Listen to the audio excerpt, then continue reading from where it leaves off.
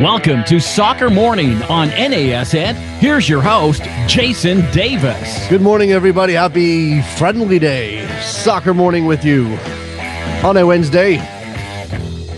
We are here. It is International Friendly Day for the most part. We'll dominate discussion today. Of course, we're only a couple of days from the start of the MLS season, 2004. What is it, season 19? Do I have that right? Season 19. I think. No, 18? I can't count. I can't count years. I have a mental block when it comes to counting years.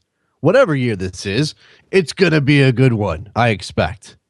2014 MLS season right around the corner. We're going to line up Ivis Gullerstedt from Soccer by Ivis to talk about the MLS season, talk about the U.S. men's national team game against Ukraine, certainly today, because that comes first. Then Jeff Krause from Fire Confidential, which is on the North American Soccer Network. He'll join us to talk specifically about his team, what the Chicago Fire need to do to make a return to the playoffs in 2014. Is it going to be Mike Magee and 10 other guys?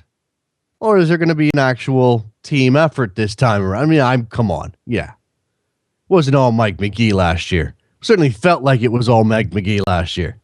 Deserved MVP based on his performance. But they didn't even make the playoffs, that team. They went into that game against the Red Bulls at the end of the year. You remember this game, right? I think they even took a lead in that game. And then just fell flat.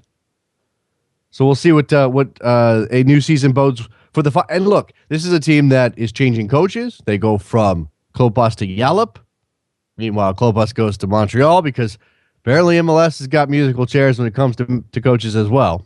It's not just England. It's not just these other places. Clearly, we've got some musical chairs happening here. I'm going to take this opportunity. If you don't remember or you missed the show, we talked to Peter Carl from American Football Movie, or American Football. The website's American Football Movie, if I'm not mistaken. Putting together basically a travel log, a travel documentary on the way from the United States through the 10 countries in the Americas that have qualified for the World Cup in 2014, all the way down to Brazil, just in time for the World Cup.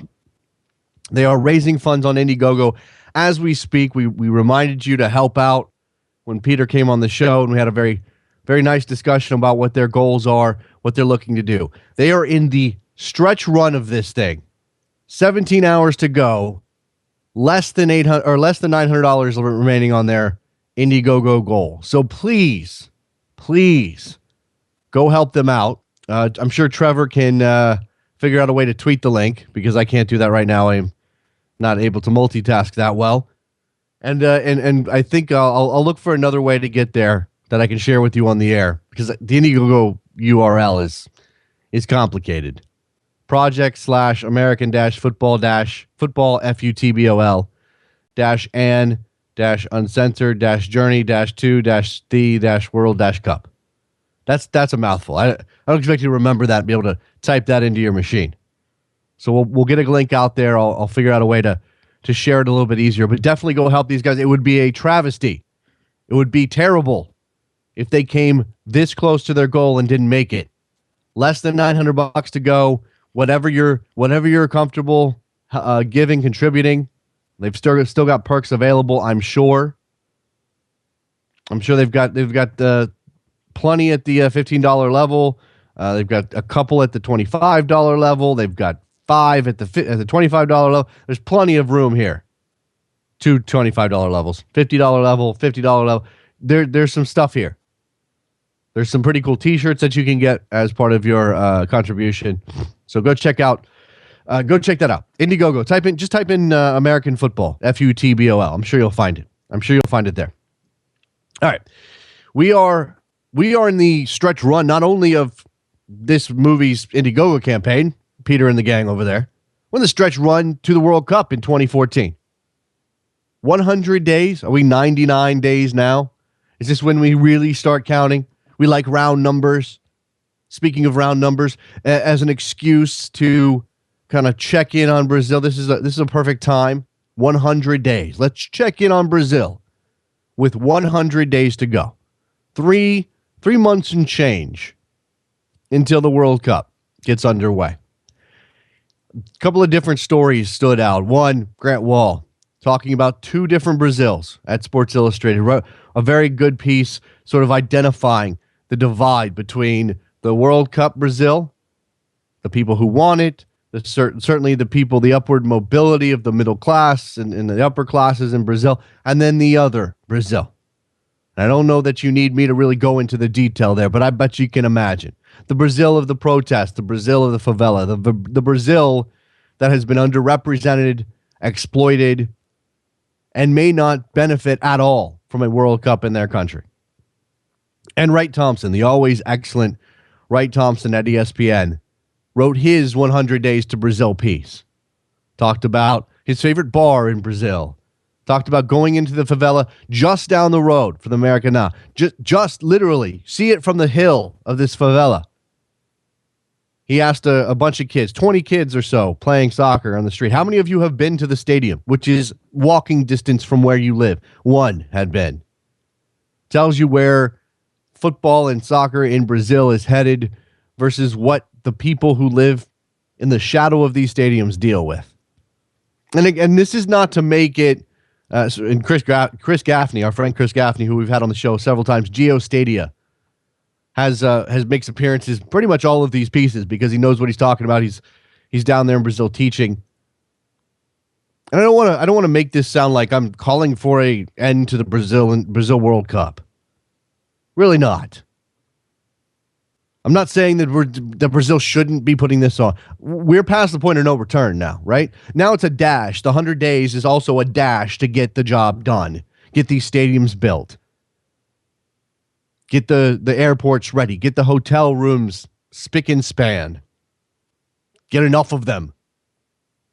This is happening. There's no way to turn back now.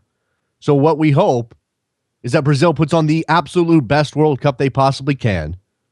And that from this, because we're all sitting here waiting on the edge of our seats to see how the people of Brazil, how all of those millions who took to the streets last year during the Confederations Cup, how they treat this World Cup.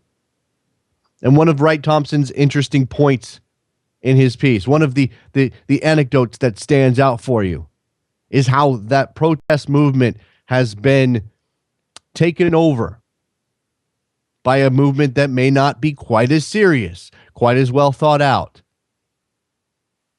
quite as interested in affecting real change, more interested in looking cool, more interested in taking to the streets and being young, being rebellious, but not necessarily with a point in mind. Will that come back around? We're all watching. The world is watching, not just for the soccer, not just to see if Brazil can win a World Cup on home soil, but to see how Brazil, the country, responds. And there's trouble. There's trouble between now and the start of the World Cup. JT on Twitter. I don't think there will be 12 stadiums ready in 99 days. There's already talk of taking away the World Cup games from certain cities. FIFA saying, oh no, it'll be fine. Really? We trust them? Trust them to know? Brazilian government trying to pass bills that would identify any protester at all as a terrorist. And this is a country, like this stands out in Wright Thompson's piece as well. This is a country not too far removed from a military dictatorship. Those memories linger. The people who were disappeared, that's still a thing in Brazil. People were disappeared. Go read Wright Thompson's piece. Again, this is not to say that Brazil won't benefit from the World Cup in some way. It's just to say we should all be paying attention to what's happening. 100 days from the World Cup, whatever. Just a nice round number to take a peek. Soccer Morning, when we come back, Ivis Gullerstep, Soccer by Ivis. Goal will join us. We'll talk U.S. soccer and MLS. Don't go anywhere. Be right back.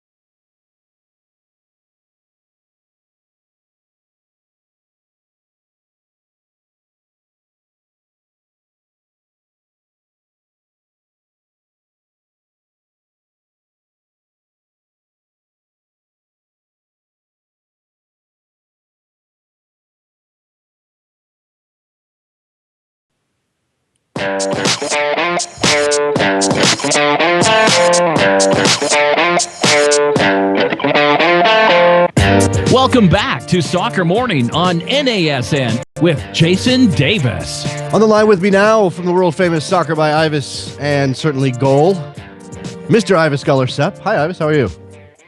Doing pretty well. How are you?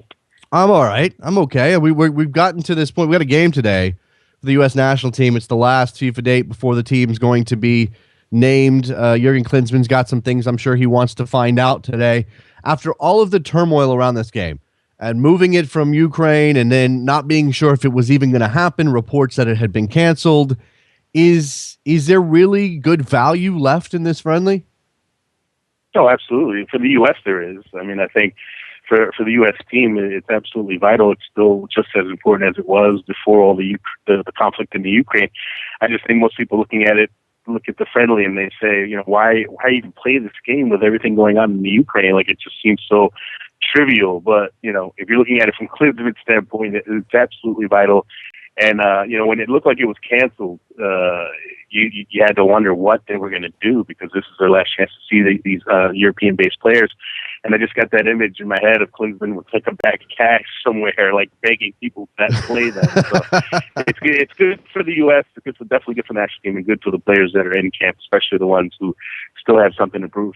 Yeah, I can't imagine that the Ukrainian players will have their whole hearts into this thing. I mean, if it was a competitive match, if it really was something that can galvanize the people of their country, then maybe. I mean, we've seen sports do that before, but this is different. They've got to leave Ukraine, which, may be a relief for them on some level, but they'll feel guilty about it. And then they've got to play a game and put out their best effort. And look, this isn't a World Cup team. I mean, they're the highest ranked team not to make the World Cup, but what are they exactly playing for? And on the U.S. side, Ives, we saw Michael Bradley pull out, Tim Ream pull out, Mix Diskerud either pull out or be pulled out by his club. How do those absences affect what Jurgen Klinsmann can get out of this? As anything, I think it just creates opportunities for other guys. The Michael Bradley absence, obviously it's big from standpoint of the strength of the team, but it just means another opportunity for someone else. And actually, in a way, it's almost better because you know what Michael Bradley's going to give you, right? And you also don't necessarily care about the result. So if it's an opportunity for Sacha Kljestan, Danny Williams to get in there and show Klinsmann what they can do, then there's value in that. And as far as Tim Ream goes, I think it's obviously a tough one for him. He had the birth of his first child. Right. He chose to stay home, and he's been playing regularly at Bolton.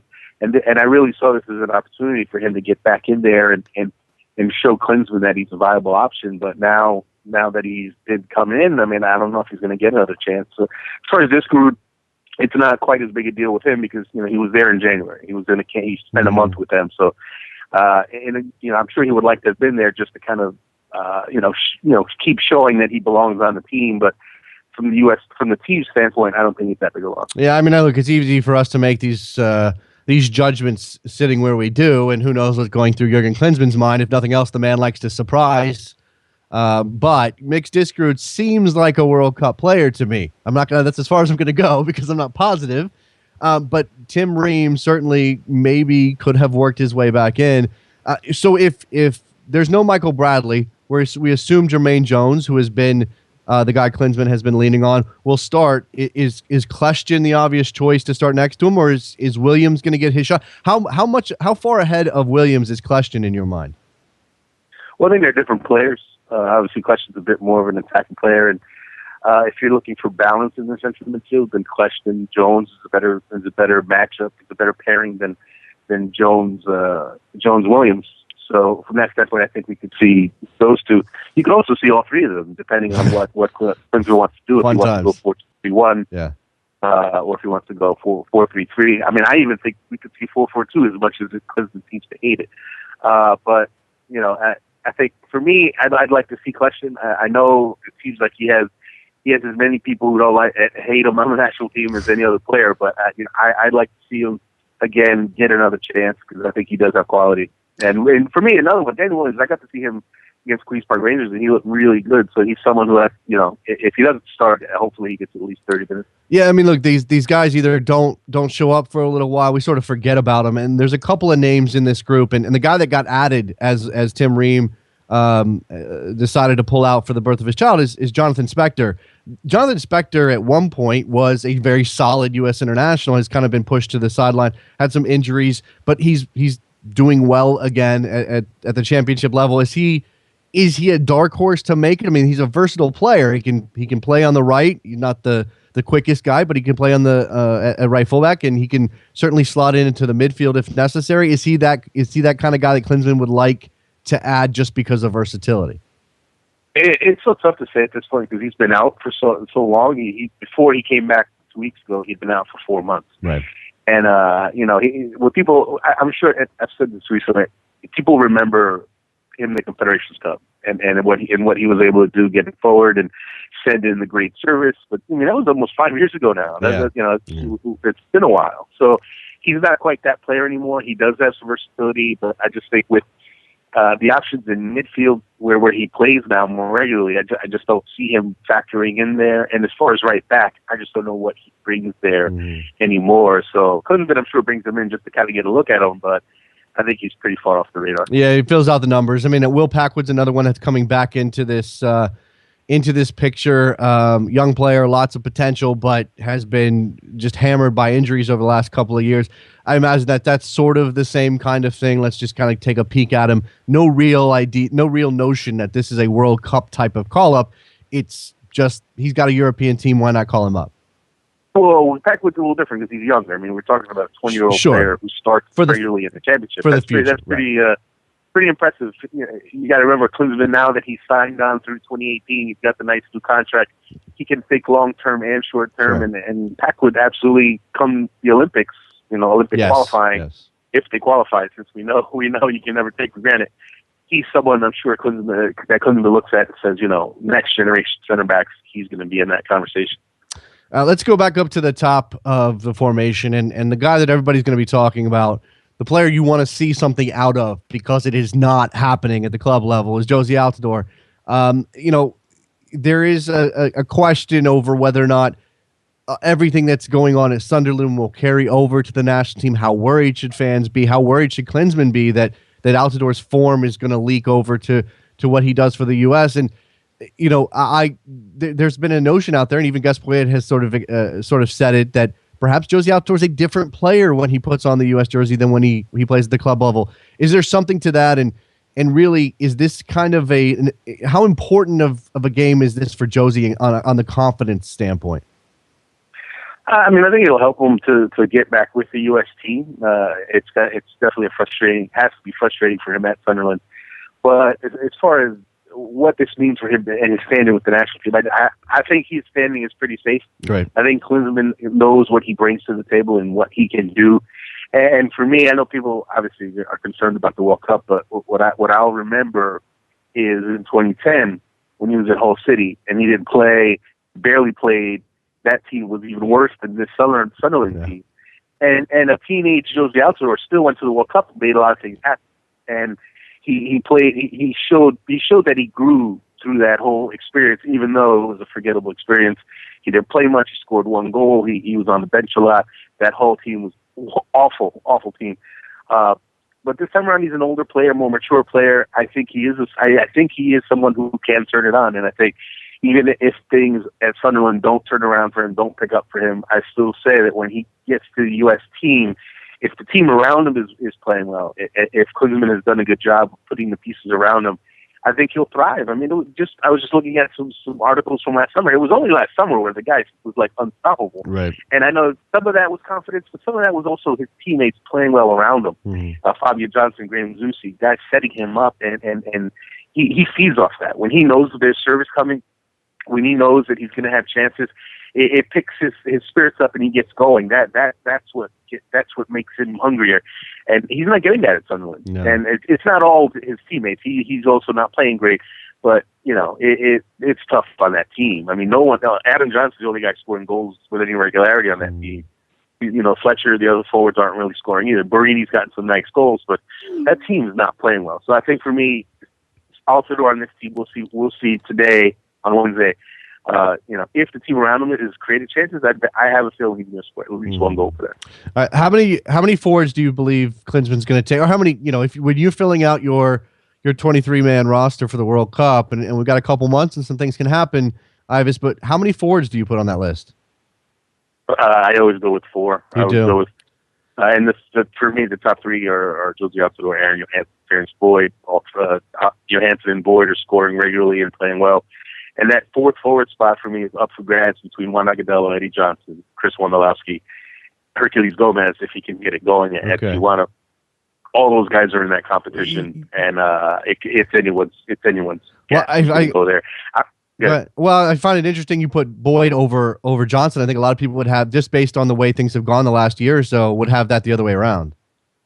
Well, they're different players, and the thing that the advantage Johnson has over Boyd is that he's versatile. He can play in other spots, whereas Boyd is pretty much Josie's backup. He's pretty much the other target forward. If something happened to Josie Altidore, where Terrence Boyd is that guy you can put up top, and for that reason, I think he has a value that will get him on the team.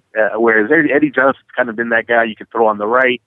You put him on the wing. You can play him up top. You played him. He got to play in the Gold Cup. I mean, if Terrence Boyd could have played in the Gold Cup, I think Terrence Boyd would have done well too. So I think Klinsmann knows what Boyd can give you. So that's why I think Eddie Johnson still needs to go to DC, needs to score goals, get in good form if he's going to beat out Agudelo and Wondolowski. Any of that a personality thing for you? I'm just asking. As far as what? As far as Eddie Johnson. I don't know. On the U.S. team, I've never heard anything about him being an issue there. I know that there's been all these kind of subtle, comments coming out of Seattle about. You never hear it directed at him directly, but it's not hard to read the tea leaves there. That you get the sense that he wasn't considered a great locker room guy in Seattle. But with the national team, I think it has always meant a lot to him. It still means a lot to him. So I think he's always handled that well and handled that respectfully. So from that standpoint, I don't think that's an issue as much as form. And I would have penciled him in a couple months ago, but right now Juan Agudelo coming on strong. Yes. Playing regularly at FC Utrecht. He's been called up for this game. If Agudelo gets on the field and does well, he's putting even more pressure on. So I think, the pressure's on Eddie Johnson. He's done a lot. As much as he's had really, good moments over the past year and a half with the national team and done well, he still has to go to DC, score goals, and really show that he belongs on the team. Yeah, Agudelo is certainly he's definitely one of my dark horse favorites to make it onto this roster at a late stage. Now, the last thing I'll ask you about the national team sort of passed over. I'm not sure how I did it. Look, fullback is an issue for this team, and we've talked about whether or not Brad Evans is really going to be the choice in Brazil. And look, Cristiano Ronaldo's coming at him. We all have heart attacks. Is Jeff Cameron going to eventually be that guy? And whether or not he's the speed level, whether or not he has the speed to keep up with anybody, he's certainly a better natural defender. Right. Funny you mentioned that. I wrote for my column for Goal.com that dropped last night. I talked about Jeff Cameron and Fabian Johnson and why this game for them and for Klinsmann watching them is so important, because you could see Fabian Johnson in midfield, and you will see most likely see Jeff Cameron right back. And I think this team needs those guys to be able to play at those positions to have the most effective team you can have, because we've thought for a long time about Fabian Johnson as left back, but if he's your most effective winger in your pool, and you want to be able to go at these teams and not just sit back, and you want to be able to put DeMarcus Beasley at left back, then you need Fabian Johnson to play on the wing. With Jeff Cameron, I don't know why there's still these questions about. He's played a year and a half at right back in the Premier League. He's gotten better. He's settled into the position. This year, we've seen Jeff Cameron show that he's developed the attacking side of his game. If you're playing at that high level league, I mean, he's going up against some of the best players in the world on a regular basis. Guys like Eden Hazard, he's facing that level that he's going to face in the group of death. So for me, I don't think there's any doubt that he can handle it. And that's why I think this game is going to be a big one for him to show Klinsmann, to show national team fans that he absolutely can handle that position. All right. Well, I just got a couple minutes left here with you. We have not even gotten to MLS, and look, kickoff is season kicks off on Saturday. Who's your right now as we look at it? Who are your conference favorites, and who do you have if you're projecting this out, who do you have as the MLS Cup champion eventually? Well, in the East, it's still Kansas City, and I think the gap is widened. I think if anything, if you look at the bottom end of the East, it's so tough to if you do. I don't know if you've done power rankings or if you tried to rank these teams, but when you go from team 3 to team 10, you can put them in anywhere you want. Yeah, it's like so close. So there's serious parity in these. But Kansas City, for me, they're way ahead of everybody. No disrespect to New York. I think New York's going to have a step. They're going to take a step back this year. I just don't think they did enough to revamp that, to solidify their bench. They lost some guys, Holgerson and Spindola. I think they're one injury can totally derail their season, and I think they got lucky in that regard last year. So KC in the East, in the West, I love Portland. I got to say the Portland Timbers. They were great last year. Their first year together as a group under Porter, and they got that as far as they did. And then now they added some really impressive pieces, and got the Fernandez and the center back Paparazzo. So I like them a lot. Even though you can go LA, you can go Salt Lake, but I'm going to go Portland out of the West. There you go, Ives Gullerstedt. Go check out his work at soccerbyIves.net, obviously, and gold.com. As you mentioned, talking about the fullback situation, which is going to be top of mind. That's going. If you had to pick one story before I let you go, Ives, one story between now and kickoff against Ghana, what's the overriding U.S. national team story going to be? Is it going to be that fullback situation? I'd say so. Who's going to be the starting fullbacks? Because that's so important when you talk about trying to deal with these teams and the attacks that Ghana has, Portugal has, Germany has. They're so dangerous that if you don't have two guys that can handle themselves, and I think Beasley and Cameron can do that. I also think Johnson and Cameron can do that. If those guys are strong, the U.S. has a chance. And if they're not strong, the U.S. is going to lose all three games. No doubt about it. Yeah, there you go. Appreciate your time as always, Ives. Thanks a lot, man. Thanks for having me. Let's take a break. When we come back, Jeff Krause from Fire Confidential will join us. We'll go specifically into the Chicago Fire season 2014. Is Mike McGee going to do it again? Don't go anywhere. Soccer Morning, North American Soccer Network, NASN.TV.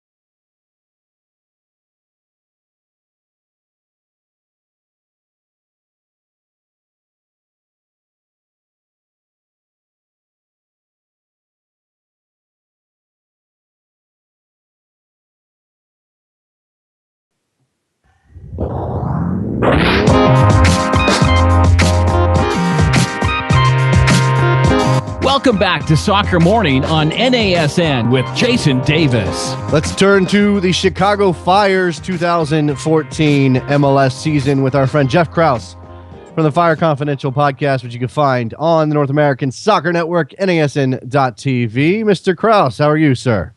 I'm great, Jason. Thanks for having me again. Thanks for coming on. This is an interesting team for me, the Chicago Fire. Came up just short last year. Had the MVP, a player who did not even play the full season with the Chicago Fire in Mike McGee. I mean, he was, terrible pun, on fire. Is this team heading into 2014? And you sort of gave me a hint of it before we came on the air. There's a lot of reasons to be positive and confident heading into this new season. Yeah, there is. I think there's still some questions about whether or not McGee can replicate 2013, and I think those questions are valid. But what they've been able to add, especially in the midfield with some of the youth that they've brought in, I think has given some cause for optimism. When Yallop and Brian Bliss came in back in the beginning of the off season, their first task that they were very vocal about was shoring up the back line and making some adjustments there, and they've done that. And I think that you take preseason with a grain of salt, but through 8 games in preseason, only conceding 2 goals, I think that's a positive step. That said, obviously we have to wait and see what happens when this season actually starts. But yeah, I think they've given fans some cause for optimism for the most part. That's really kind of generated some excitement for the on the field product. Heading into Sunday's season opener. You mentioned shoring up the defense. I mean, you bring in Lavelle Palmer, John Kennedy Hurtado, Patrick Ianni. Look, I mean, these are guys, Hurtado and Ianni more so, that may not be on the upswing anymore, may have plateaued or perhaps are on the downswing, but they represent an upgrade for the Fire?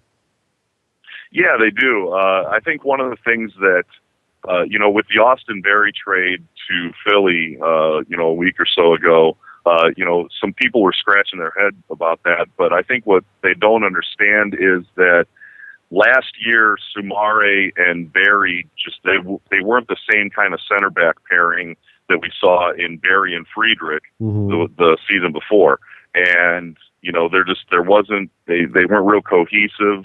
They had some issues, obviously, with conceding over 50 goals, I think it was, in 2013, and so I think with Hurtado, because Hurtado, he's kind of on the downswing, so to speak, but he's got enough experience, Hurtado especially, that he and Soumare as the center back pairing has done really well. Lavelle Palmer has had a fantastic preseason at right back. He's been, a solid acquisition, and I think a step up from Jalil Anibaba, who, obviously wasn't a natural right back, but was slotted there quite a bit throughout his time at the Fire. And so I think, you look at that, as the overall, Patrick Ianni, at this point, it looks like he's more depth than anything.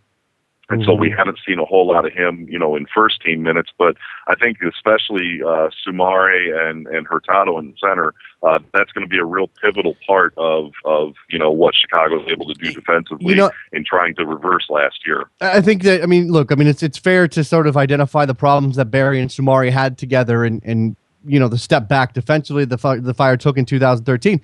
But I guess the question, and I guess the question most people would have is, why is Berry the casualty and not Soumare? I don't know for sure. I think Berry is who they were able to deal. There's more demand. There's more demand for Austin Berry. Not going to take Soumare back, Well, sure. He doesn't want to go back there either. So there's that. Yeah. Yeah, I don't think there's any love lost there, But to Soumare's credit, I've heard numerous people say that he had one of the strongest preseasons of any of the defenders. Even in my time down there, I was able to get down to Tucson as well for a bit and see those last couple of games of preseason. He looked strong when I was down there as well. And so, I think with Berry, he being the casualty was a product of his age and how attractive he was to other clubs, right. And so he was the one that ended up going. Yeah, certainly there was a market for Austin Berry that wouldn't have been there for Bakary Soumare. I absolutely get that. Yeah. And look, if you're going to overhaul your defense, you can't really covet you can't covet one player. You've got to make it work across the board.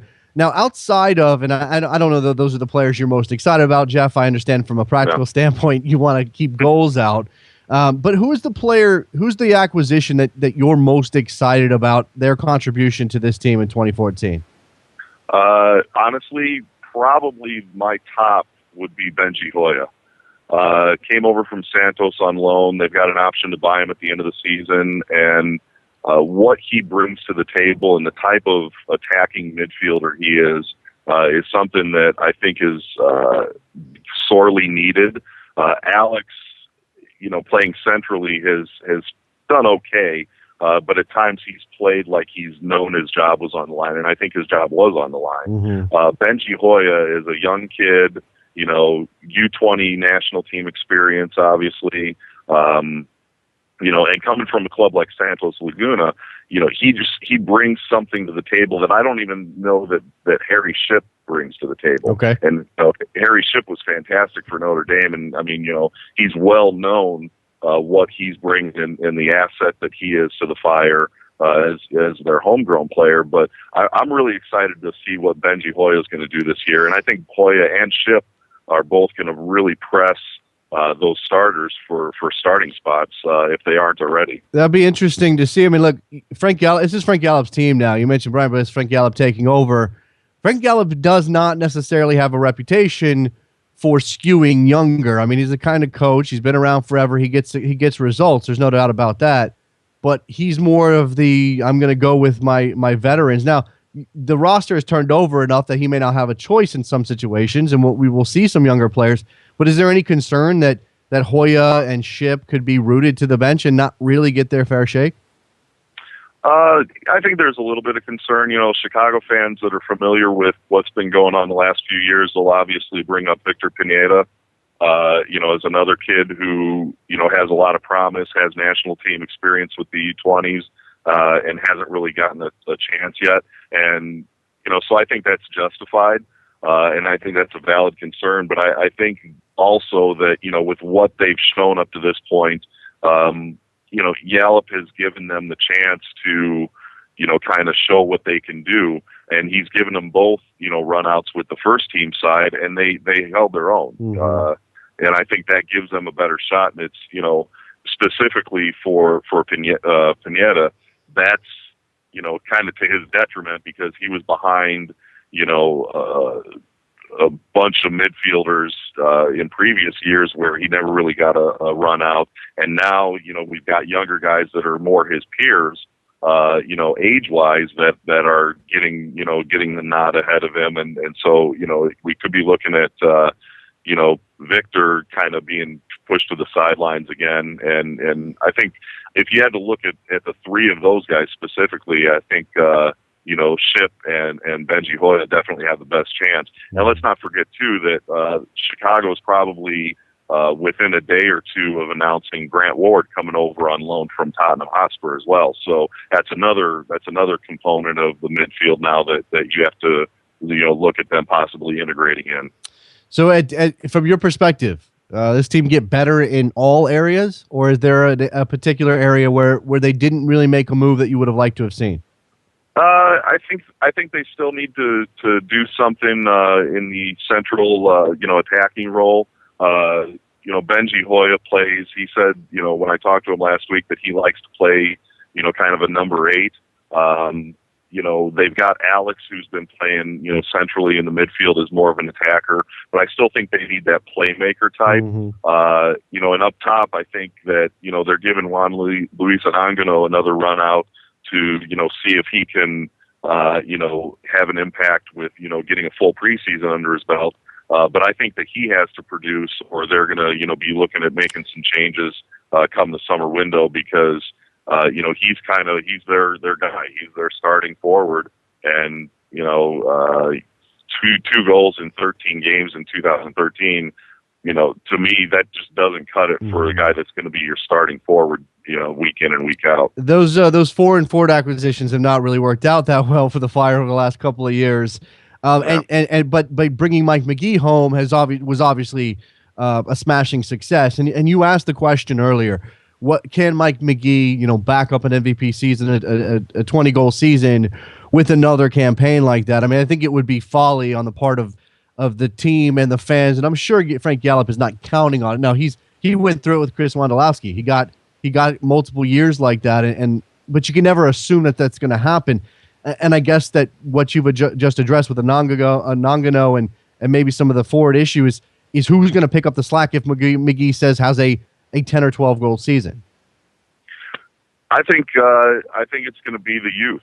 I think that, at this point it looks like, going back to Hoya, I think he's going to be, he and Ship are going to be two of the first guys off the bench. And, one of the things that the Fire have seen in years past is where when their starting 11 started getting subbed off in the second half, in the 60th, 65th minute, you kind of had this sense that the team was kind of, calling it in, that they didn't really, they weren't going to get much out of their bench in the way of goal production and that sort of thing. And I think that's obviously reversed this season when you look at so many of the goals that the Fire scored during preseason came from their quote-unquote reserve side, came from Ship, came from Hoya, came from Amarikwa, guys that you don't see in the starting 11. And so, is it all going to be on McGee's shoulders? I think less of it is going to be on McGee's shoulders this year. But, I'm still kind of wondering what Anangano is going to bring and what his impact is going to be, because he seems like a more solid version of Sergio McDonald, but still lacks the finishing. We see a lot of posts and a lot of near misses with Anangano right now, and he's got to start converting those at some point. Out on the wings in the midfield, what are you projecting Patrick Nyarko to be a starter? Absolutely, I would imagine.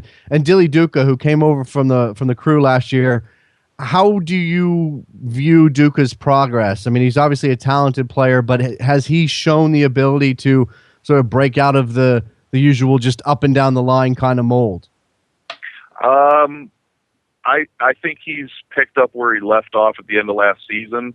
I think this season is going to be sort of a make or break for him. Either he kind of increases his game and brings a little more dynamic play to the table, or it's what we get. We have we've seen what we're going to get out of Duka, and I'm hoping obviously that I'm a little bit more dynamic from him, because I think he could be that kind of player. But it's another one of those things where he hasn't taken steps back at this point. First 8-10 games of the season, you want to see a little more out of him, for him to make that case a little stronger.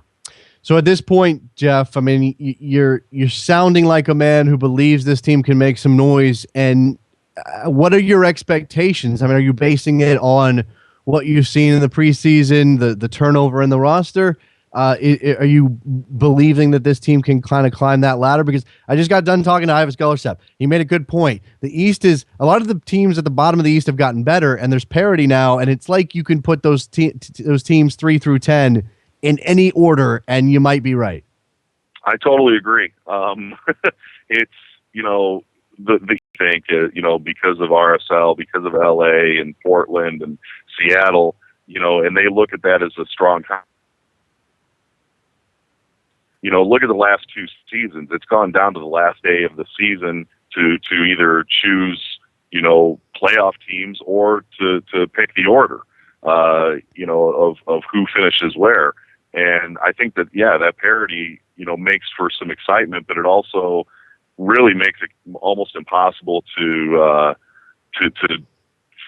figure out who's going to end up in the playoffs. I think that Chicago has pieces to make the playoffs. I don't know if they have all the pieces they need to be on the level of a Sporting Kansas City, where they're contending for a cup and being that year in and year out kind of shoe in for a deep playoff run. They're getting there, and I think that Yallop and Bliss have made the right moves up to this point.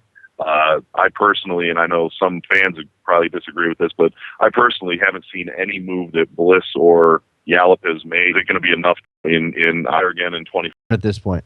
That maybe has been a breath of fresh air, and just kind of his methods. They can play in the system. It's going to this is going to fundamentally change the way Jeff Larentowicz has played, or they're in, at the DM spot effectively, and so I think offensive midfielder. What he's a way that they can still push forward. Yes or no for the Chicago? That if you were required to, if Jeff, I don't know where that is right now. It's there's always something to talk about in Chicago. There you go. On the field, Frank Gallup putting out a bit of a different team. Mike McGee obviously defending his MVP award from 2013. Jeff Krause, Fire Confidential Podcast. Make sure you check it out. NASN.TV. Follow Jeff on Twitter, DFB Jeff. Thanks for your time, man. I appreciate it. Krause, the Fire are, again, one of those teams. You look, just like he said, just like Ivis said, you look at this Eastern Conference and you go through these teams. Look, you put Sporting Kansas City at the top of the heap. They are defending MLS Cup champions. They have made a mark. They are clearly the best team in the East right now. Then you might say, okay, look, the Red Bulls are the defending Supporter Shield champions. No, they didn't do a whole lot in the offseason, but another year under Mike Petke, maybe they are establishing themselves as that upper echelon team. Although I wonder about Thierry Henry and his contribution, and it's fine. Let's see. So Sporting and New York, I think that you can clearly put them above everybody else, even if the gap between New York and number 3 is relatively small. But after that, you look at these teams. Did the Columbus Crew get better? I think so. DC United certainly got better. That doesn't mean they're a playoff team, but they got better. They're going to be a tougher out. The Dynamo are the Dynamo. You never count them out. Montreal Impact, okay, maybe they sat pat. Maybe they got a little bit worse. Maybe they got a little bit better. It's 50-50 there. New England Revolution probably got better. Philadelphia Union definitely got better. Perhaps a lot better. Toronto FC definitely got better. A lot better. It's going to be a hell of a fight in the Eastern Conference in MLS in 2014. And if I'm going to pick out the playoff teams right now based on what I know of what these teams have done, man, it's going to be Sporting, New York, wow, Philly. I'm going to leave somebody out and I'm going to feel bad about it. Sporting, New York, Philadelphia. I can't. How do I bet against Dom Kinnear? But I'm gonna, because I think I'm gonna put the New England Revolution in there. That's 4 teams. I got 1 spot left. 1 spot for the Dynamo, the Crew, the Fire, and Toronto, if you believe they can actually make that full jump all the way into the playoffs. The bar is not that high. But you look at that line, you go, man, there's not enough spots. I think Toronto can get now. They may have to deal with some. They're going to have to deal with some serious international absences. It's going to change. That's going to change a lot for them as they go through the season. Can Ryan Nelson figure that out? All right, I'm going to give you another reminder because I'm checking now. The guys over at American Football, the Indiegogo campaign is in the final stages. I've lost the link, but I just checked it. Oh, they are $419 away from their goal. They have 16 hours left. There's absolutely no reason we can't get them there before the end of this show. Show these guys, Peter and these guys, what Soccer Morning can do. What the Soccer Morning community can do. We got a community here, right? We still haven't figured out a name for you guys. The early risers, the morning, I don't know, Soccer Morning acolytes, whatever you guys are. We can do this. We can get them to $20,000 and their goal by the end of this show in roughly 37 minutes. I have full faith. So please go check this out. Indiegogo.com. Type in American Football, FUTBOL. You'll find it. Plenty of perks left and rewards left on their campaign. Help out Peter and those guys, and show them what we can do here at Soccer Morning. All right. It's a full day of friendlies. It's not just about the United States and Ukraine. That's the one we've talked mostly here on Soccer Morning so far.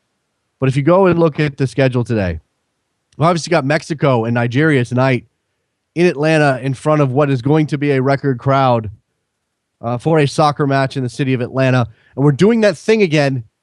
And look, Atlanta, I understand why. And I understand why St. Louis did it. And I understand why Miami does it. But we're doing that thing again where we're equating interest in an international friendly or a big-time foreign club international or club friendly to potential MLS interest. 1 + 1 does not equal 2 in this situation, guys. It just doesn't. A big crowd for Mexico, Nigeria means there are soccer fans in Atlanta, certainly people willing to travel to Atlanta from the surrounding environs to go and see this game. It doesn't necessarily mean that there's going to be successful ticket sales for MLS should a team go there. And based on what Don Garber said yesterday during his Q&A on MLSsoccer.com and wherever else that was, I think it may have been a Kick TV production. Based on that, Atlanta's getting a team. They advanced negotiations, talking to Arthur Blank. It's happening. It's happening. So if it's happening, Atlanta, and maybe you don't feel convinced, it's fine. I know the supporters, the grassroots supporters groups getting going, trying to make their case. Social media, get your website up. This is grassroots in the modern age. You got to have your social media game on point. You got to have your website up. Got to send out those email blasts. Got to get all that stuff working. That's what grassroots is now.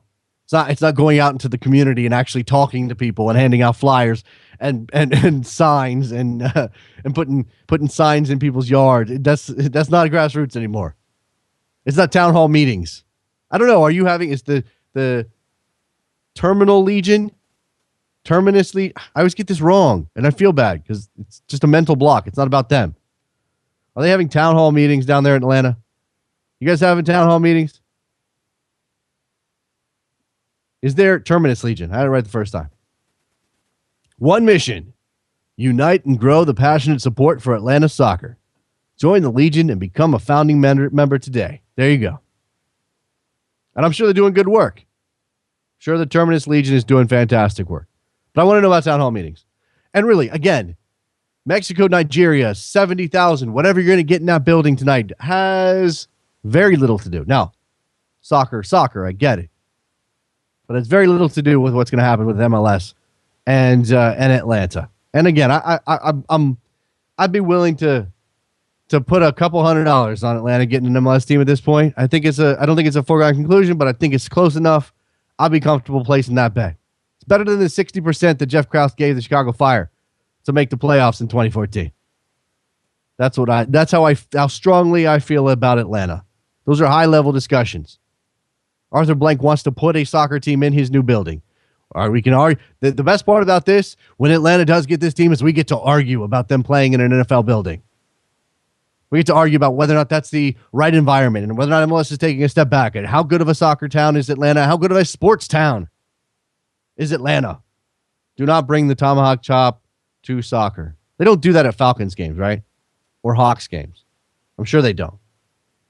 And Atlanta lost their hockey team, right? Yes. So, hopefully Atlanta does well. But again, nothing to do with Nigeria and Mexico tonight, which is going to be an interesting game regardless of what it means for the market of Atlanta. Also on the docket today, Romania, Argentina. Unless I note otherwise, well, no, I'll give you the TV information here, courtesy of Steve Goff of the Washington Post. Romania, Argentina in Bucharest is on ESPN3. That's the same time as Ukraine, United States. Germany, Chile is on ESPN3 and Galavision. Ireland, Serbia is on Goal TV. France, Netherlands is on ESPN3 as well, and Univision Deportes, excuse me. England and Denmark, oh, that sounds like a fun one, is on Fox Sports 2. That means I don't get it in HD. I won't be done with USA Ukraine yet, so that'll be fun. And Fox Soccer to go. Ecuador, Australia is on beIN Sport at 3. I'll give you times for these as well.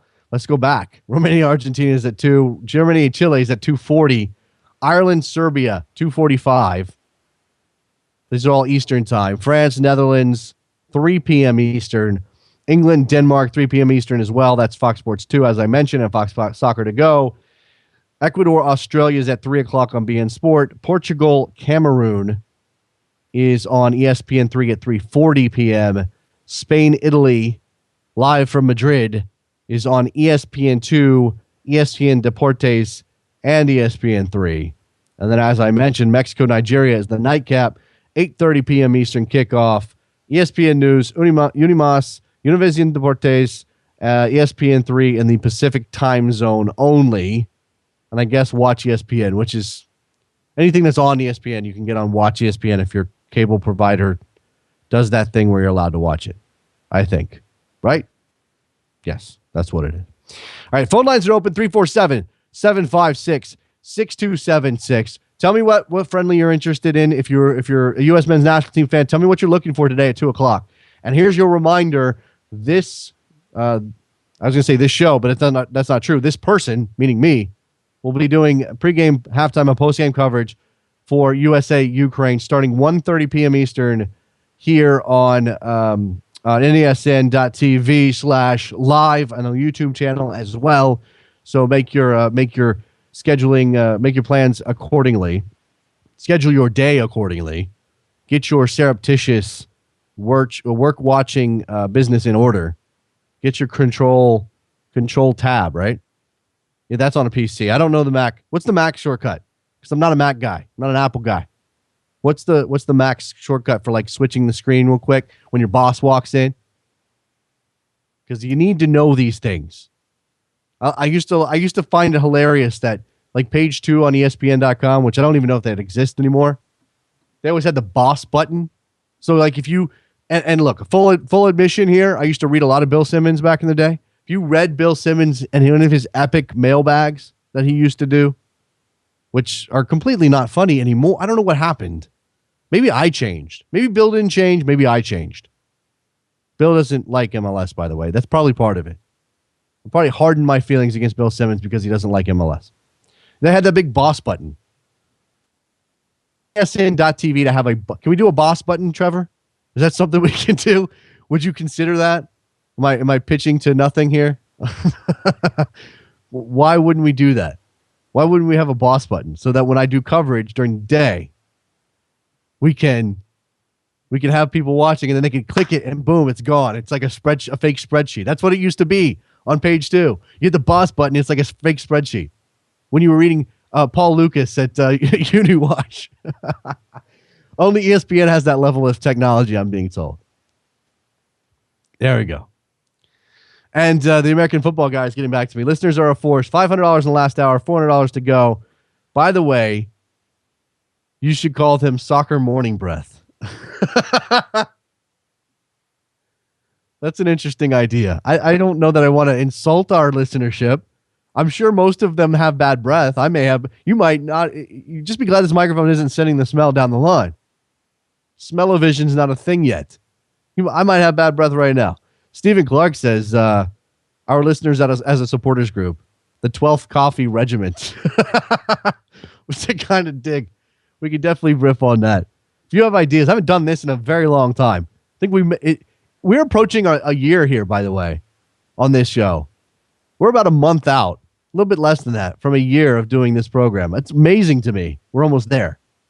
We need to find a way to blow out a year. We need to have a celebration of some type. But in the meantime, we're going to open up that again.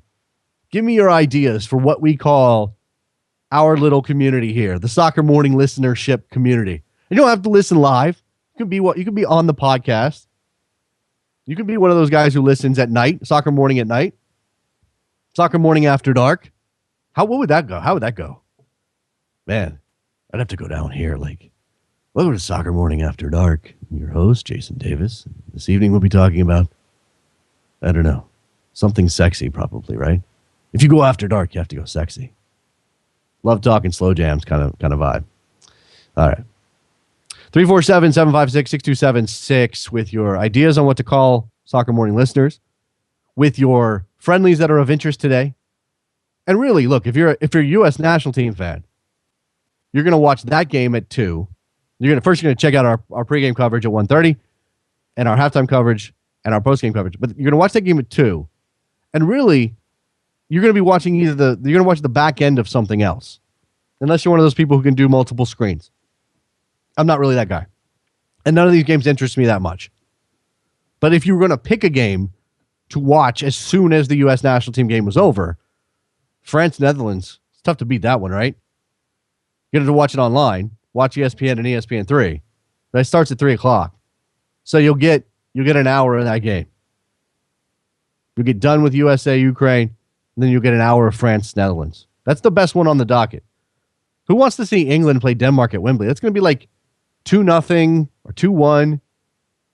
and nothing of interest will come out of it. And the English press will write a lot. We'll have a lot of words on that game. Okay.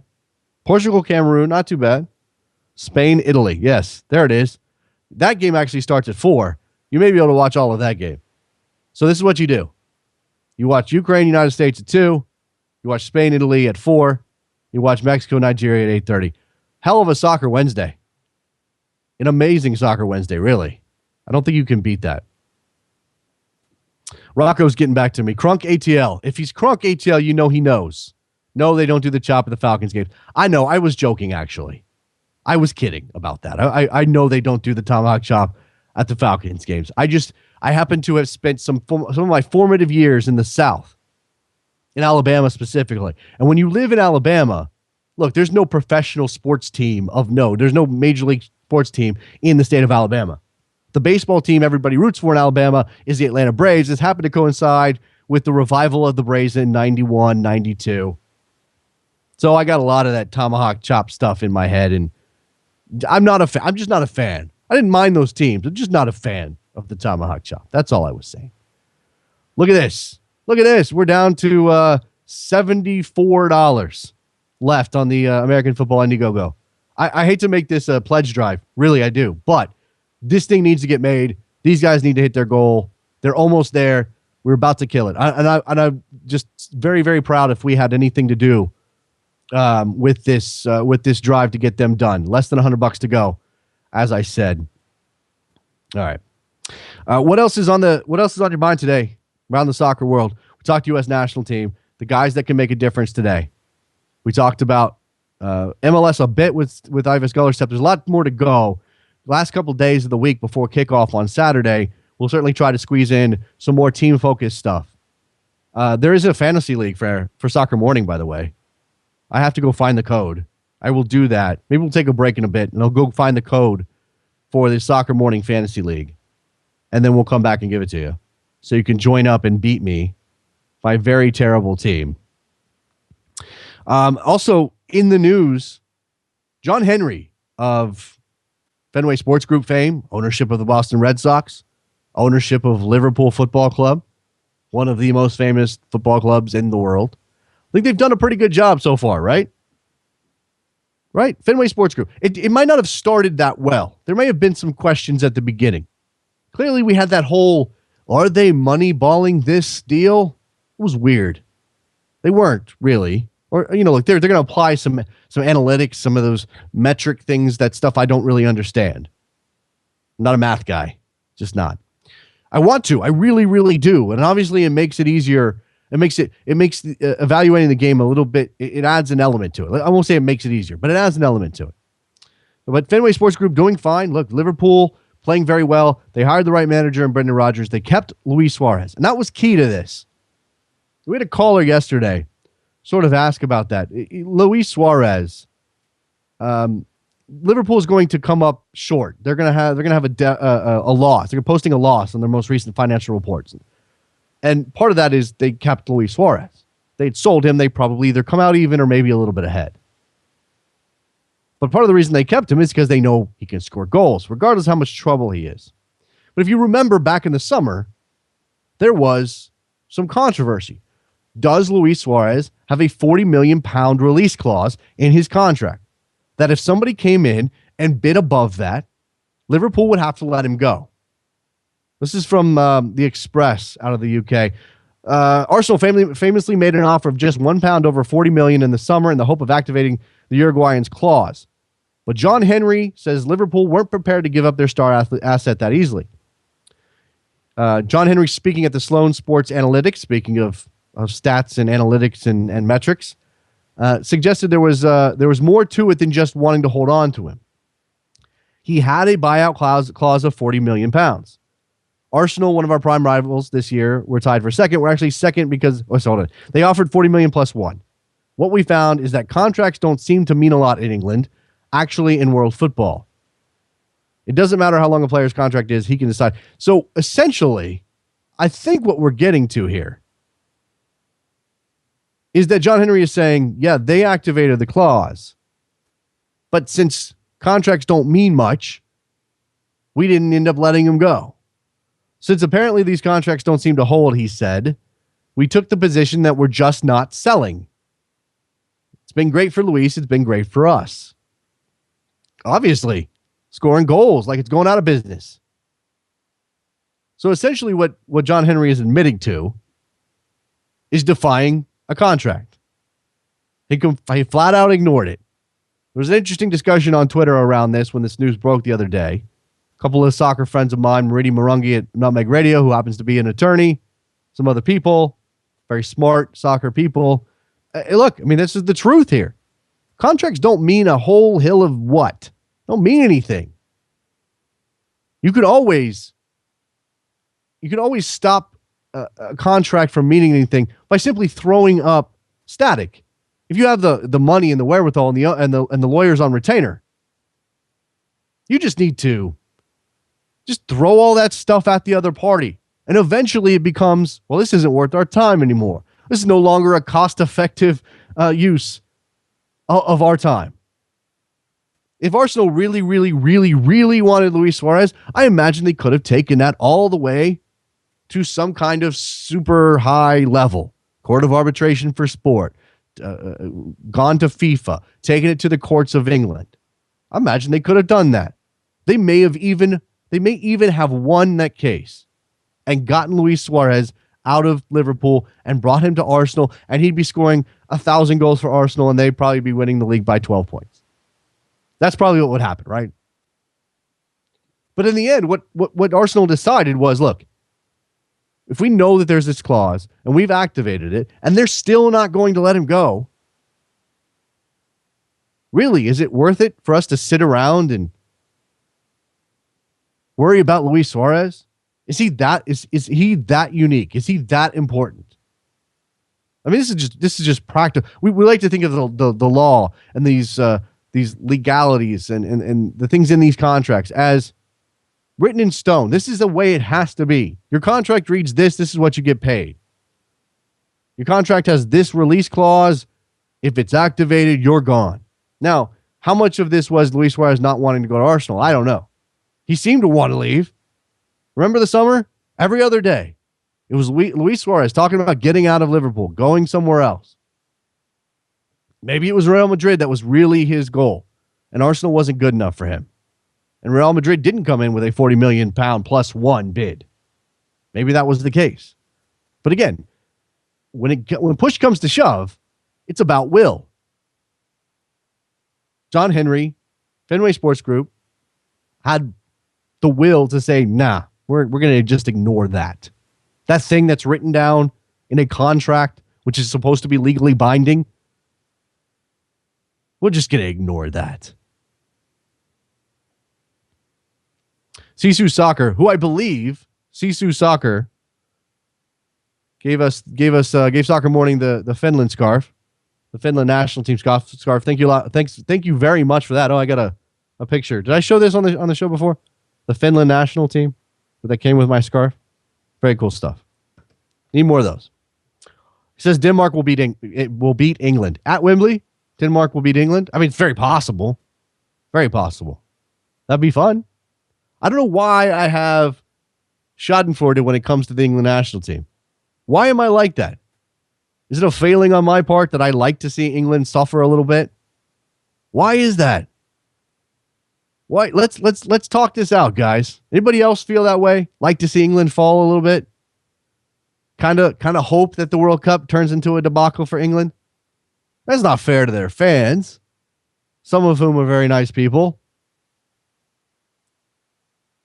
But I kind of, it's like I need them to fulfill that portion of their narrative, of the prevailing wisdom about England, that they get hyped up and then they go to the World Cup and they fall flat, or they get to penalties and they shank them all over the place. England shanking penalties makes me feel warm and fuzzy inside. What is that? Why is that?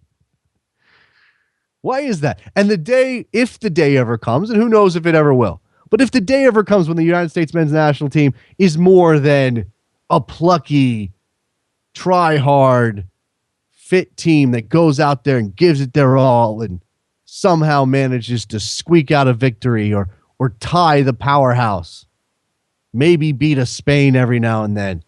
When the day comes when the United States goes into big international matches or heads into a World Cup as a favorite, not, well, they could get out of this group. I mean, clearly this year it's tough. Clearly this World Cup, I mean, let's be fair about this. Could they get out of this group? Yes. Will they? I have no idea, and the odds are probably not in their favor. In fact, I know the odds aren't in their favor.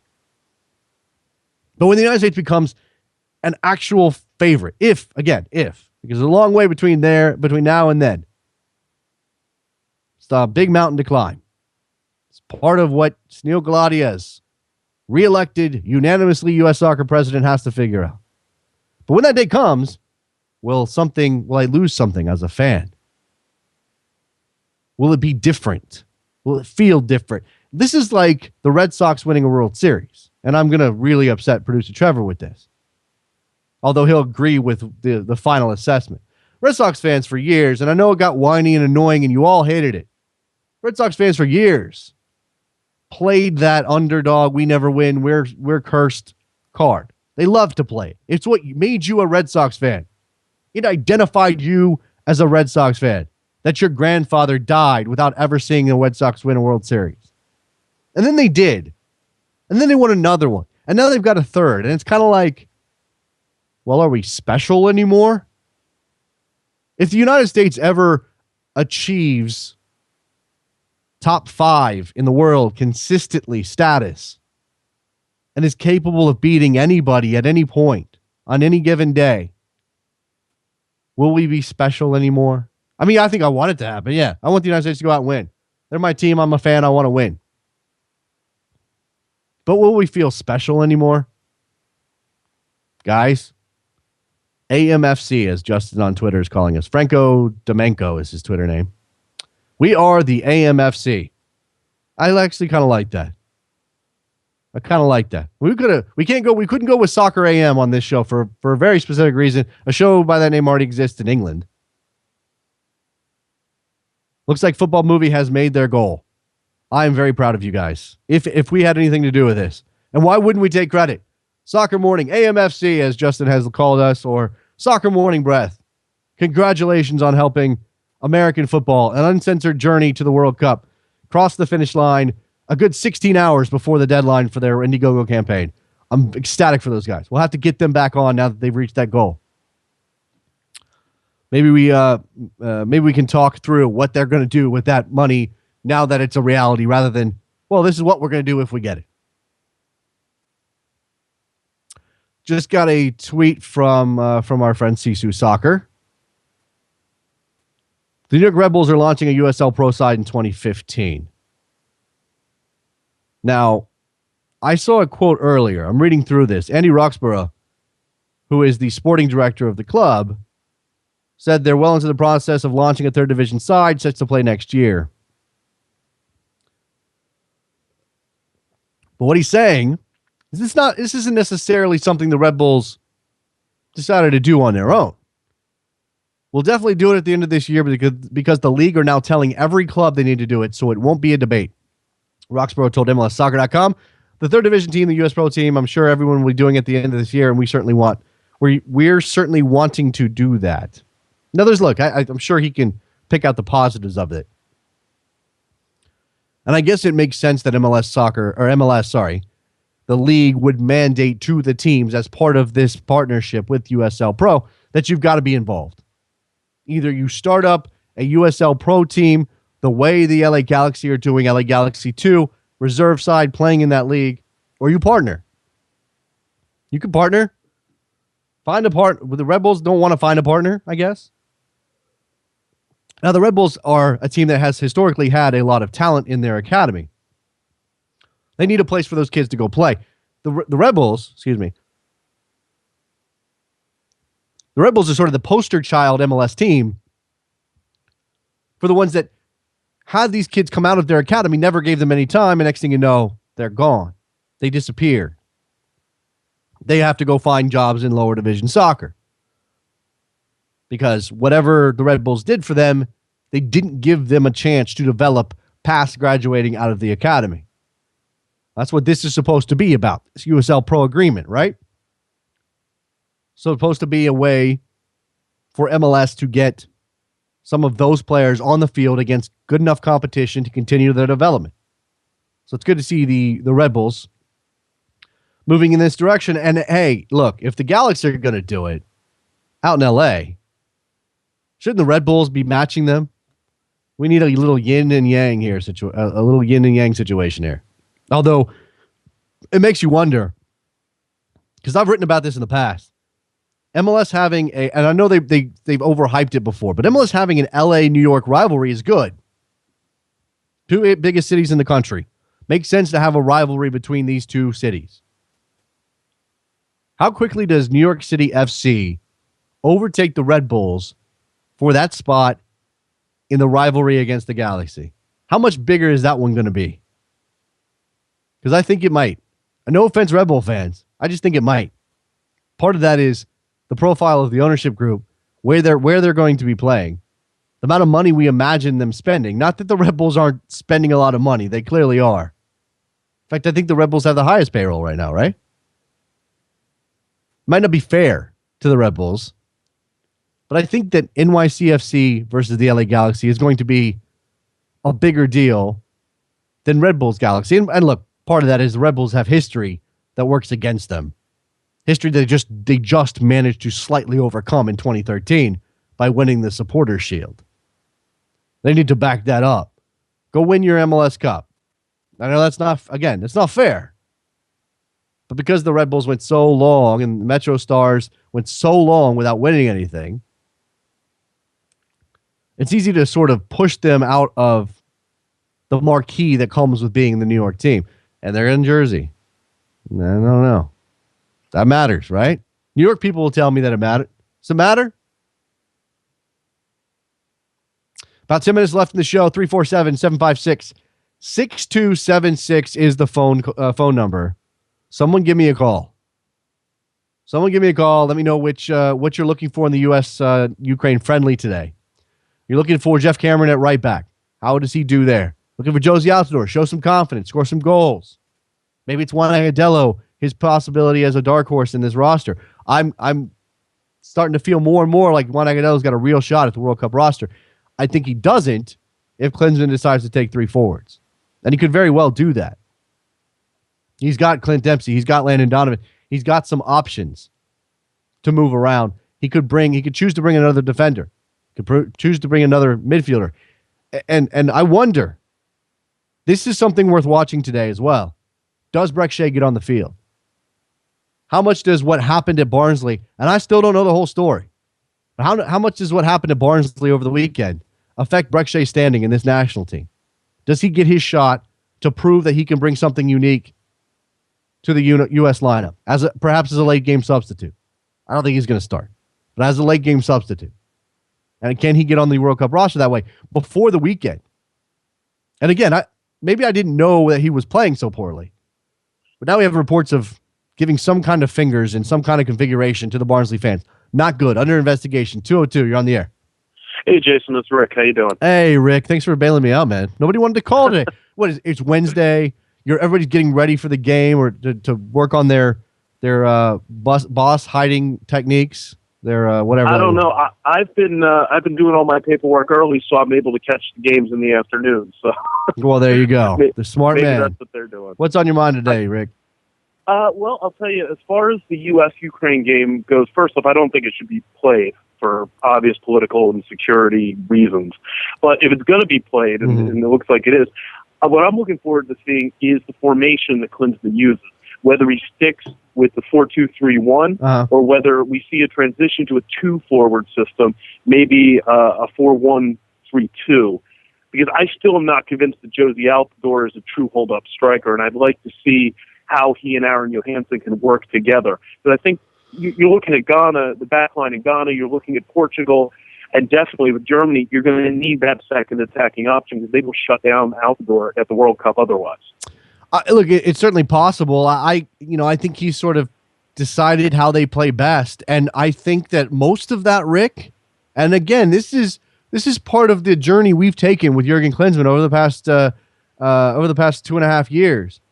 Or 3 years, whatever it is, 2.5 years, is sort of realizing that while, yes, he has this idea of proactive, high pressure soccer that involves keeping the ball, he's also got a very strong practical streak, and that's mostly identifiable through his use of two holding midfielders. Now, they may alternate, and one of them may be more of a two-way player while one sits back, but really what we've seen is sort of a seesaw with Bradley and Jones.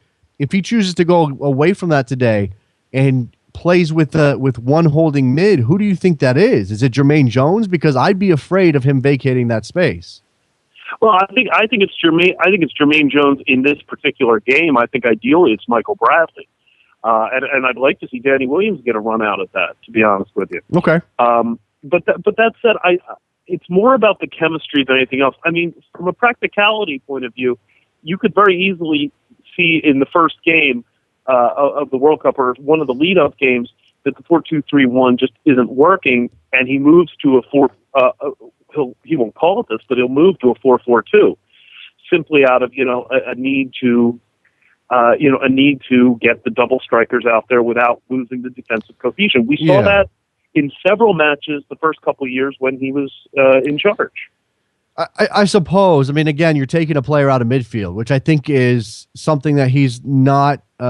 He's not. It's not something he wants to do if he's not forced to. And again, part of the issue of playing those two holding mids is not only that sort of pendulum and or that sort of seesaw and having one player who can make a late run and be the extra man in the attack, but also limiting the space between your midfield and your back line, having somebody in that area literally at all times to protect from balls being dropped in right in front of your back line. And with Gonzalez and Beasler, who are competent defenders, but hardly the most experienced guys in the world, you absolutely need that protection. And, I know I have a practical streak, and it kind of scares me. While I like going forward and I like taking the game to people, I'm worried about that one moment when somebody gets in behind Michael Bradley or Jermaine Jones or whoever's sitting in that sixth spot, and there's just the back line gets split and it's over. That's what I worry about. But I mean, if you look at where Klinsmann's coming from, he was one of the early guys in terms of the revolution in Germany of the number 6 role. He was the one that brought Bastian Schweinsteiger into the national team in that role. Okay. And you look at how the number 6 has evolved there, the way they're using Philip Lahm, the way that Dali Blind is used. It's not necessarily even a primarily defensive role anymore. It's more of a controller role. This is true. In that role, you're going to be looking at guys more like Danny Williams or Michael Bradley than you're looking at Jermaine Jones. And maybe that's not this year, but it's definitely going into 2018. That's interesting. That's Rick. Thanks for the phone call, Rick. 203, you're on the air. Problem. Jason. Yes. It's Peter Carl. Hey, Peter. Congratulations, man. Thank you, man. Thank you. And really, thanks to you and Trevor for the big push, man. I really helped. Peter, I really, really believe you would have gotten there anyway. You still had 16 hours. It wasn't that much money, but I'm happy to get, I know how much of a relief that kind of thing can be. And I'm happy that you got over the line with some time left. And now we can pad those numbers a little bit. Yeah. I was just saying to Sam and our producer, those episodes of Who Wants to Be a Millionaire, where they're like sponsored by H&R Block. Yeah. To get them to the point so they take home the real million. That's what it's about now, man. There you go. But no, we're super appreciative. Ever since I came on the show last week, they've just been rolling in a bunch of people a bunch of random people. So we're super appreciative. And we promise. All right. Well, now we're gonna make a meaningful film for you guys. Now go make a good movie, Peter. Yes, and I gotta go back to writing some thank you emails. So. There you go. Thanks for the call. Enjoy the match today. Awesome. I appreciate that. Peter Carl, one of the guys behind the American Football Movie, which we've just managed. Hopefully, Soccer Morning's helped and just managed to push over their goal of $20,000 on Indiegogo. $20,021. We have helped out a little bit. That's always good. Look, the community isn't that big still. We're still in the growth phase. We're still looking to take. We got to figure out where we're taking Soccer Morning. But anytime we can help out guys like that who are putting together what should be a very interesting movie on the road to the World Cup in Brazil in 99 days. 99 days. That's how long it is until the World Cup. Lots of international friendly action today. We went through the schedule. Enjoy your soccer today. Be paying attention to my Twitter feed, DavisJSN, NASN Soccer on Twitter. Follow NASN Soccer on Twitter. I know you follow Soccer Morning already. NASN Soccer. You get a lot of different stuff out of that. You get our boys Seeing Red. You get our boys over at Corner of the Galaxy. Certainly Fire Confidential. We got lots of stuff happening there. Good stuff. And today, the best soccer show coverage of USA-Ukraine starts at 1:30 p.m. Eastern at nasn.tv/live. Check me out there. We'll take phone calls. We'll do all of that. We'll talk about that game, what it means for the U.S. national team headed towards World Cup in Brazil. We'll do halftime coverage and post-game as well. Open phone lines. It's what we do. I think that's going to be it for today. Thank you very much, Ivor Skullersep and Jeff Krause. MLS season coming up too, man. It's just too much happening. Thanks a lot for listening. AMFC for life or something like that. Till I die. AMFC till I die. Talk to you guys tomorrow. Bye.